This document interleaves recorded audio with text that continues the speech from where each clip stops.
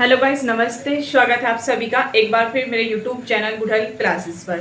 तो हम लोगों का जो टॉपिक है वो चला हुआ है विराम चिन्ह। और विराम चिन्ह में हम लोग 8 विराम चिन्ह कर चुके, ठीक है।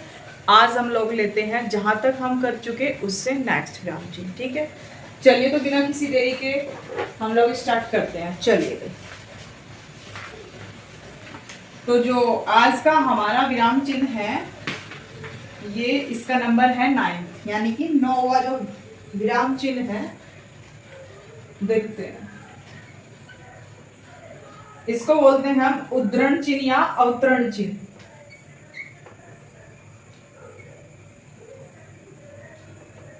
उद्धरण चिन्ह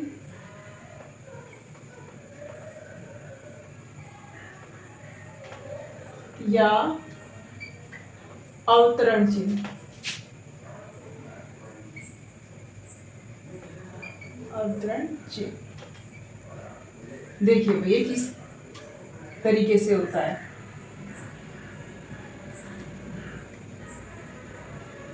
ये इस तरीके से, ठीक है ना। ये जो हमारी ये गुंडी सी मुड़ी होती है ना, ये एक में तो रहेगी नीचे को एक बार तो, और एक बार रहेगी ऊपर को, इस तरीके से। इसी तरीके से इसमें एक बार नीचे को एक बार ऊपर को। अब देखो, यहाँ पर 2 है ये, और यहाँ पर क्या है, एक एक है। तो इसलिए जहां 2 होगी इसको बोलेंगे इकहरा उद्धरण चिन्ह। वो सॉरी, जहां पर 2 होगी उसको बोलेंगे दोहरा उद्धरण चिन्ह, और जहां पर ये एक एक होगा इसको बोलेंगे इकहरा उद्धरण चिन्ह। याद रख लेंगे, जहां पर हमको 2 मिले इस तरीके से वहां पर दोहरा उद्धरण चिन्ह, और जहां पर एक एक मिले वहां बोलेंगे इकहरा उद्धरण चिन्ह, ठीक। चलिए, अब देखते हैं कि कहाँ कहाँ प्रयोग होता है। जो हमारा ये है ना, ये इकहरा उद्धरण चिन्ह है। देखिए भाई, इसका प्रयोग कहाँ कहाँ करेंगे। चलिए देखते हैं। जो इकहरा है इसका प्रयोग करते हैं किसी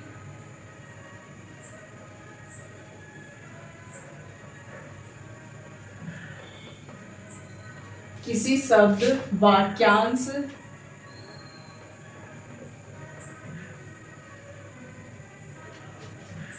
वाक्य को अलग से दिखाने के लिए,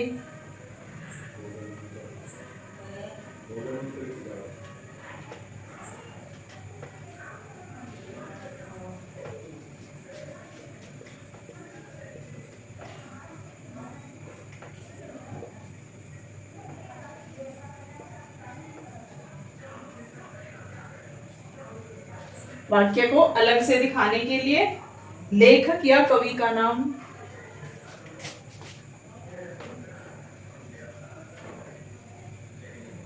लेखक या कवि का नाम,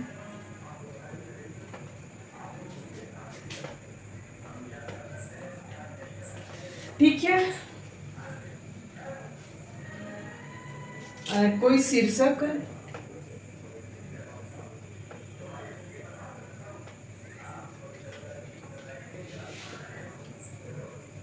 कोई पुस्तक,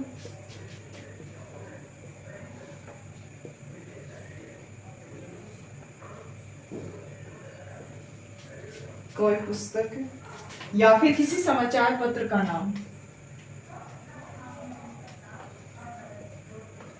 समाचार पत्र का नाम, ठीक है। इस तरीके से ये जहां पर भी ये मिल जाए आप लोगों को, वहां पर किसका प्रयोग करेंगे हम, वहां पर करेंगे इकहरा उद्धरण चिन्ह का प्रयोग।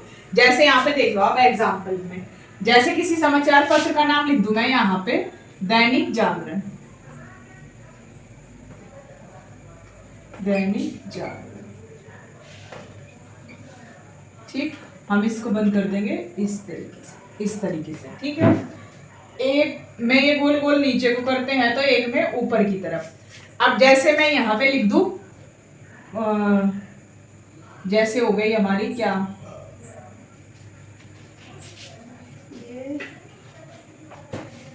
नमक का धरोगा ले लो जैसे, या फिर फूस की रात होगी की रात, इस तरीके से। ये एक रचना है हमारी, किसकी है ये है मुंशी प्रेमचंद की।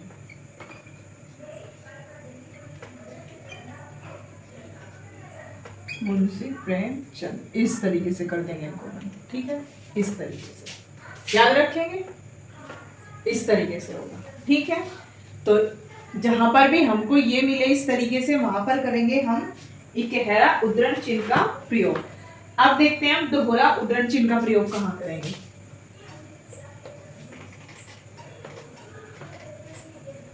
दोहरा उद्धरण, चलिए भाई इसका प्रयोग देखते हैं। देखिए इसका प्रयोग होता है दोहरा उद्धरण का, इसका है इस बार नंबर दोहरा उद्धरण। परिभाषाओं,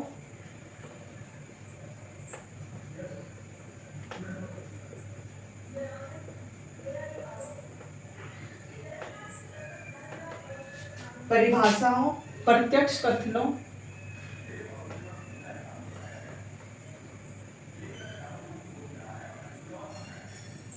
प्रत्यक्ष कथनों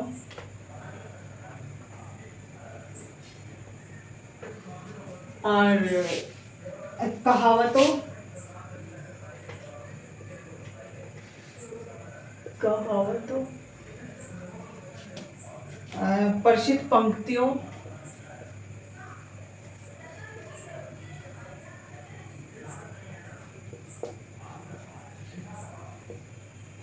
प्रसिद्ध पंक्तियों इत्यादि में हम क्या करते हैं, दोहरा उद्धरण चिन्ह का प्रयोग करते हैं। जैसे परिभाषाएं होगी, कोई प्रत्यक्ष कथन हो गए, कहावतें हो गई, कोई प्रसिद्ध पंक्तियां हो गई, जहां पे ये मिले हमको वहां हम लोग क्या करेंगे, उद्धरण चिन्ह, कौन सा, दोहरा उद्धरण चिन्ह का प्रयोग करेंगे। अब इसमें एग्जाम्पल देखो, एग्जाम्पल जैसे मैं बोल दूं यहाँ पे,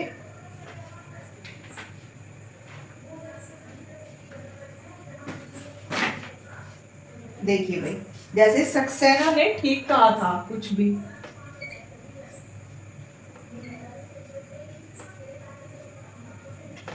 सक्सेना ने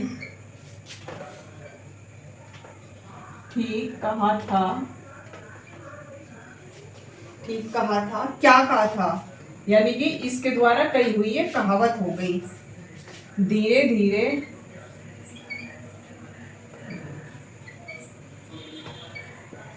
धीरे धीरे कुछ नहीं मिलता,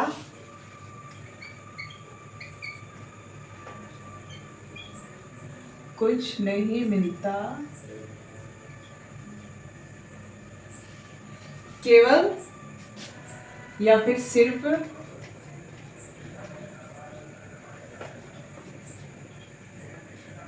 मौत मिलती है, मौत मिलती, इस तरीके से। ये किसी के द्वारा कही हुई बात है कि सक्सेना ने कहा, ये एक तरीके से प्रत्यक्ष कथन भी हो गया, ठीक है। और जैसे ये बोल दे महात्मा गांधी का जो नारा है, करो या मरो, उनको भी हम इसमें ही बंद करेंगे, किसमें, दोहरा उद्धरण चिन्ह, इसको हम इन्वर्टेड कॉमा बोलते हैं इंग्लिश में, ठीक है।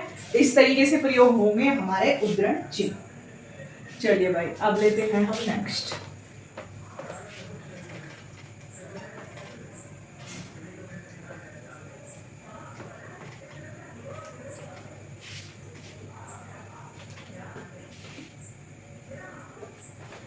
अब इसके बाद आता है हमारा कोष्टक चिन्ह।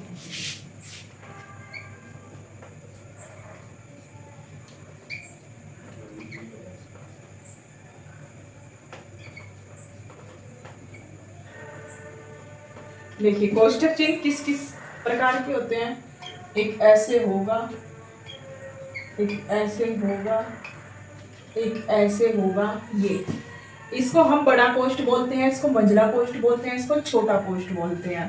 ये दोनों हमारे ज्यादातर प्रयोग होते हैं कहाँ, मैथमेटिक्स में, मैथ के अंदर, गणित के अंदर, ठीक। लेकिन जब हम व्याकरण पढ़ते हैं तो वहां मोस्टली हम लोग इसका प्रयोग करते हैं, ठीक है। चलिए कैसे करते हैं देखते हैं।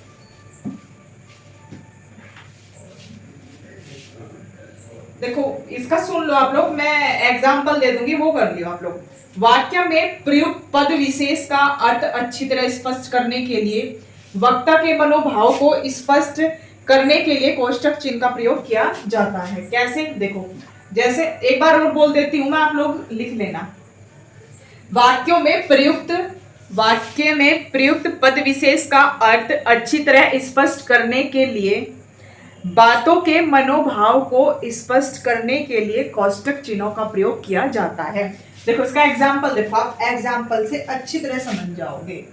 जैसे यहाँ पे शहर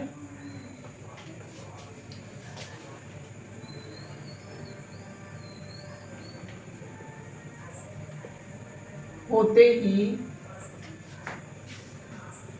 मजदूर घर से निकल पड़े।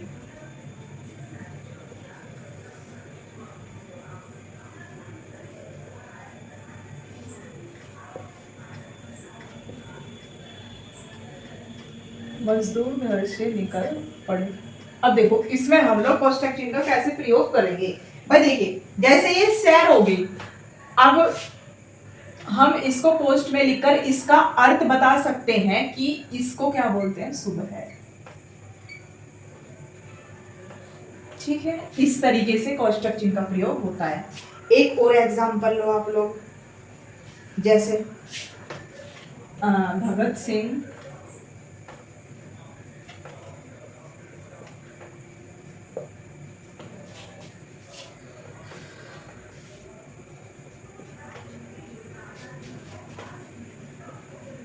मातृभूमि के लिए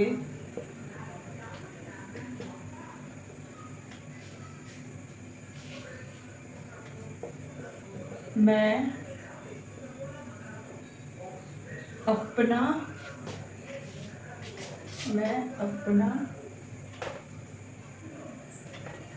शीश भी कटा सकता हूँ।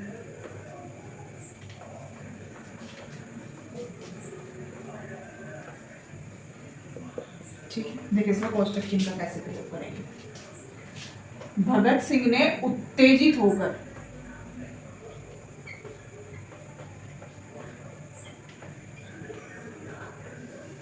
तो यहां पर हमने इस वाक्य का भाव बताया। क्या? भगत सिंह का मन का जो भाव है वो है ये कि भगत सिंह उत्तेजित होकर बोलता है कि भारत माँ के लिए या फिर मातृभूमि के लिए मैं अपना शीश कटा भी सकता हूं। ठीक है, इस तरीके से कोष्टक चिन्ह का प्रयोग होगा। चलिए अब हम लोग आगे चलते हैं।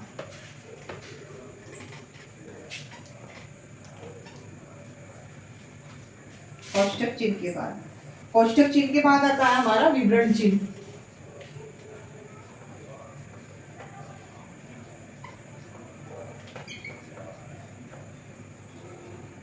देखिए इससे ही पता चल रहा है कि क्या है इसकी परिभाषा। विवरण चिन्ह यानी कि किसी पद की व्याख्या करने के लिए या फिर किसी के बारे में विस्तार से बताने के लिए, सूचना, निर्देश आदि देने के लिए विवरण चिन्ह का प्रयोग किया जाता है। इसमें थोड़ा सा लिख लो।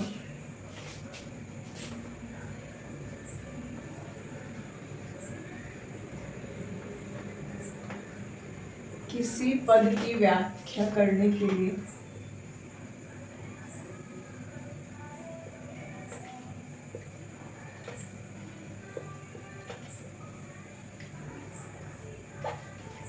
ठीक, किसी के बारे में विस्तार से बताने के लिए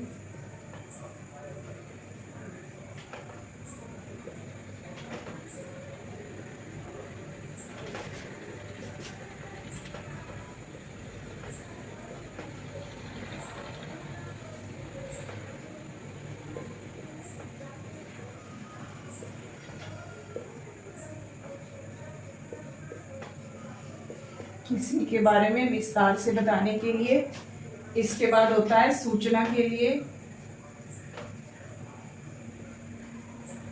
इसके बाद होता है निर्देश के लिए, निर्देश आदि के लिए विवरण चिन्ह का प्रयोग होता है। अब आप लोग इसका एग्जाम्पल देखिए। जैसे हम लोग किसी चीज का उदाहरण दे रहे हैं, उदाहरण, तो वहां पे किसका प्रयोग करेंगे, इसका प्रयोग करेंगे। अब जैसे हम बोलते हैं कुछ भी चीज लिखते हैं फिर उसमें अलग से लिख देते हैं हम लोग जैसे, तो वहां भी हम इसका ही प्रयोग करेंगे। ठीक है, ये था हमारा विवरण चिन्ह। अब इसके बाद लेते हैं नेक्स्ट।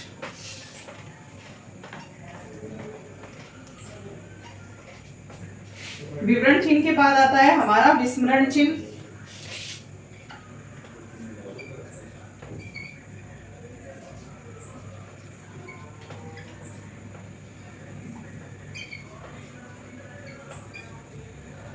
विस्मरण चिन्ह या हंसपद, हंसपद या फिर त्रुटिबोधक चिन्ह, त्रुटिबोधक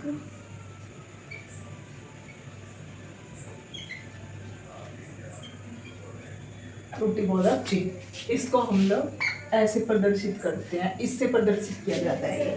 चलिए इसके बारे में देखते हैं क्या है। इसमें लिखिए आप लोग, जब किसी वाक्य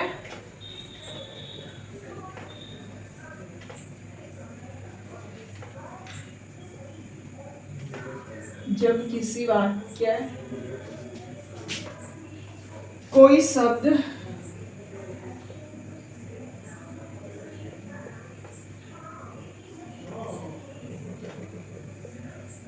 जब किसी वाक्य में कोई शब्द अथवा अक्षर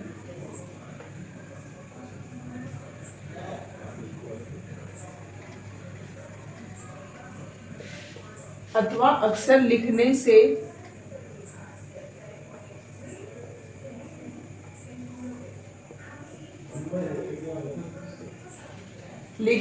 छूट जाए तो छूटे हुए वाक्य के लिए छूट जाए तो छूटे हुए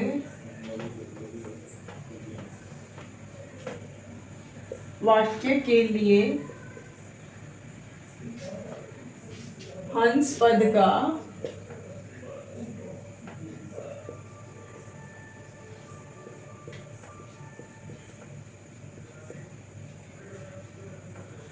प्रयोग किया जाता है।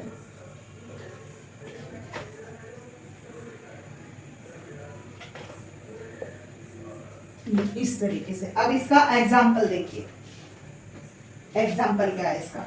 जैसे मैं यहाँ पे बोल दूं तुम्हें अपना श्रम करना चाहिए।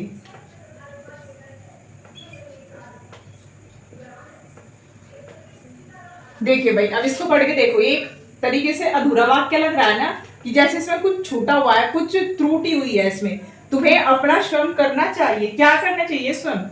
तुम्हें अपना, इस तरीके से लगा देंगे, काम या कार्य श्रम करना चाहिए, इस तरीके से हम लगा देते हैं। यानी कि वाक्य में जो शब्द छूट गया, हम ये चिन्ह लगाकर, हंसपद चिन्ह लगाकर उसके ऊपर उस शब्द को लिख देते हैं, उससे फिर हमारा वाक्य पूरा हो जाता है। चलिए एक और एग्जांपल दे लो इसका।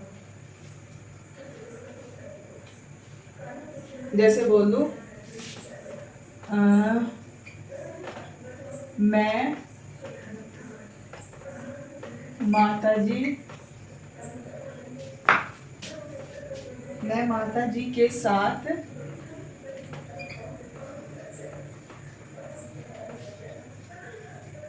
गया।